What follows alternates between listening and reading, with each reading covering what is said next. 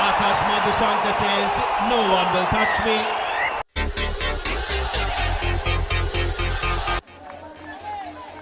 දෙදහස් විසිපහ ආසියානු රග්බි ශූරතාවලියට සුදුසුකම් ලැබීම සඳහා ශ්‍රී ලංකාව සහ මලයාසියාව අතර තරගය කොළඹ තුරග තරග පිටියේදී අද පැවැත්වුණා. ඒ දෙස් විදෙස් විශාල ප්‍රේක්ෂක පිරිසක් ඉදිරියේ තරගය ආරම්භයේ සිටම ශ්‍රී ලංකා කණ්ඩායමේ දක්ෂතා කැපී පෙනුණා. ඔවුන් පළමු අර්ධයේදී ලකුණු 33ක් රැස් කළ අතර ප්‍රතිවාදී මලයාසියාවට රැස් කිරීමට හැකි වුණේ ලකුණු 7ක් පමණයි. දෙවන අර්ධයේදී ශ්‍රී ලංකා කණ්ඩායමේ දක්ෂ ක්‍රීඩා විලාසය හමුවේ මලයාසියාවට ලකුණු අතරට පිවිසීමේ හැකියාව ලැබුණේ නැහැ. ඒ අනුව ශ්‍රී ලංකා ක්‍රීඩකයන් එම අර්ධයේදී තවත් ලකුණු 26ක් රැස් කළා. එම අර්ධයේදී මලයාසියාවට රැස් කිරීමට හැකි වුණේ ලකුණු 12ක් පමණයි. ඒ අනුව ලකුණු 59ට 19ක් ලෙස තරගයේ ජයගත් ශ්‍රී ලංකා කණ්ඩායම 2025 ආසියානු රග්බි ශූරතාවලියේ ස්ථානය තහවුරු කරගත්තා. ශ්‍රී ලංකා කණ්ඩායම ලකුණු රැස් කළේ උත්සාහක දිනුම් 9කින් සහ ප්‍රවර්තන 7කින්. ප්‍රතිවාදී මලයාසියාව රැස් කළ ලකුණු අතරට උත්සාහක දිනුම් 3ක් සහ ප්‍රවර්තන 2ක් ඇතුළත්. හොංකොං එක්සත් අරාබියේ සහ දකුණු කොරියා කණ්ඩායම් මීට පෙර ආසියානු රග්බි ශූරතාවලියට සුදුසුකම් ලබා සිටියා. ආසියානු රග්බි ශූරීන් වන කණ්ඩායමට ඍජු ලෙසම එළඹෙන ලෝක කුසලාන රග්බි තරගාවලියට තරග කිරීමේ අවස්ථාව හිමිවනු ඇතේ.